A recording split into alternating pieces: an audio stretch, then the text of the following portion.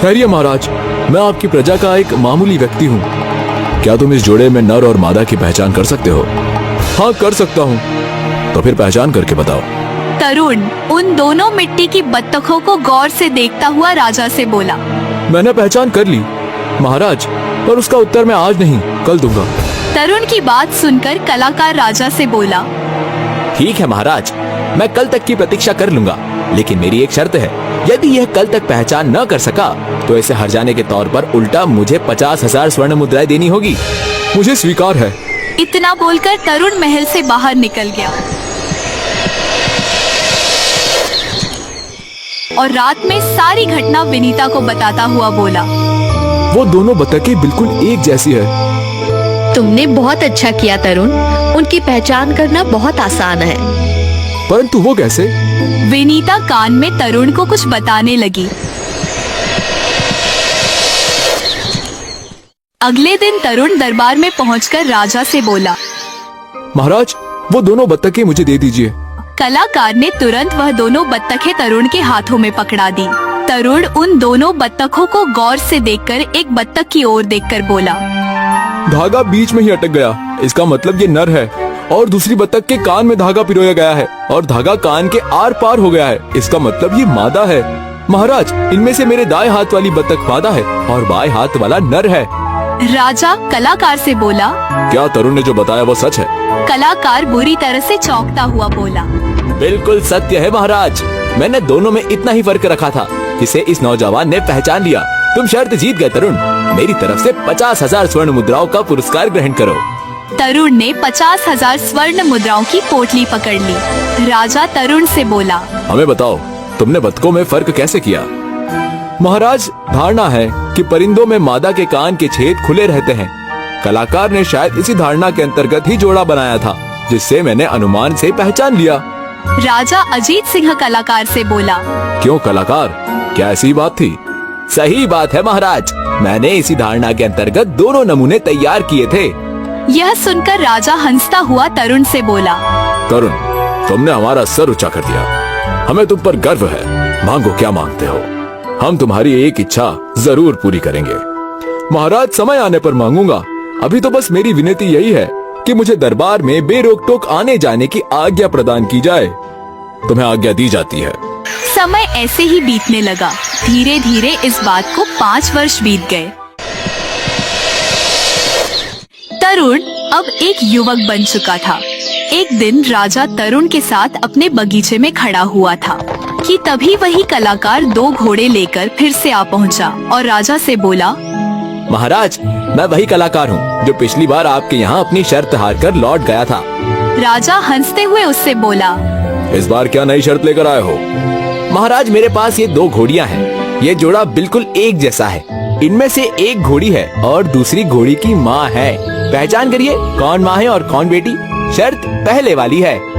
राजा उन दोनों घोड़ियों को गौर से देखता हुआ बोला। इसमें तो रत्ती भर का भी फर्क नहीं दिख रहा। इतना बोलकर राजा तरुण से बोला। क्या तुम भी पहचान करने में असमर्थ हो तरुण? नहीं महाराज, मैं तो बस आपके आदेश की प्रतीक्षा कर रहा था। महाराज, मैं दोनों घोड़ियों का अच्छी तरह से निरीक्षण करना चाहता हूँ। प्रार्थना है कि आज रात मुझे दोनों घोड़ियों को घर ले जाने दिया जाए। यह सुनकर वह कलाकार बोला। मुझे कोई ऐतराज नहीं महाराज, ये चाहे तो शौक से दोनों घोड़ियों को आज रात अपने घर पे ले जा सकता है। तरुण उसी रात उन दोनों घोड़ियों को अपने घर पर ले गया और सारी घटना विनीता को बताता हुआ बोला। अब मैं इनमें से कैसे पहचान करूं कि कौन माँ है और कौन बेटी? यह सुनकर विनीता मुस्कुराती हुई बोली। बहुत आसान है इनकी पहचान करना, इधर कान लाओ। विनीता तरुण को कान में कुछ बताने लगी।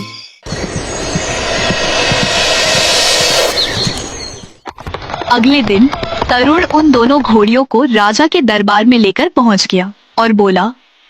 मैं परीक्षा के लिए तैयार हूँ महाराज, परंतु पहले यहाँ पर जल का इंतजाम किया जाए। मैंने रात भर दोनों घोड़ियों को प्यासा रखा है। ये दोनों घोड़ियाँ बेचारी प्यासी है। राजा ने तुरंत वहाँ पर जल का इंतजाम करवा दिया। तरुण ने जैसे ही उन दोनों घोड़ियों को छोड़ा, वह दोनों घोड़ियाँ दौड़ते हुए उस जल के पास चली गई और एक दूसरे की ओर देखने लगी। फिर एक घोड़ी चुपचाप पानी पीने लगी। तरुण राजा की ओर देखकर बोला। महाराज, जो घोड़ी पानी पी रही है वो बेटी है और जो चुपचाप खड़ी है वो उसकी माँ है।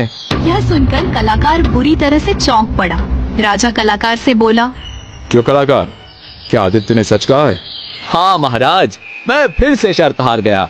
इतना बोलकर कलाकार तरुण से बोला, परंतु तुमने इन्हें पहचाना कैसे?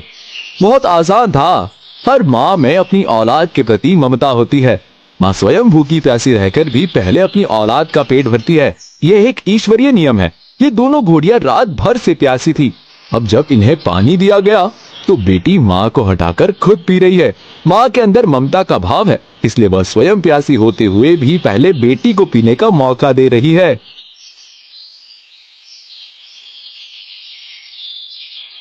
यह सुनकर राजमहल में तरुण की तरफ देखने लगे। कलाकार ने फिर से 50,000 स्वर्ण मुद्राओं की पोटली तरुण को पकड़ा दी।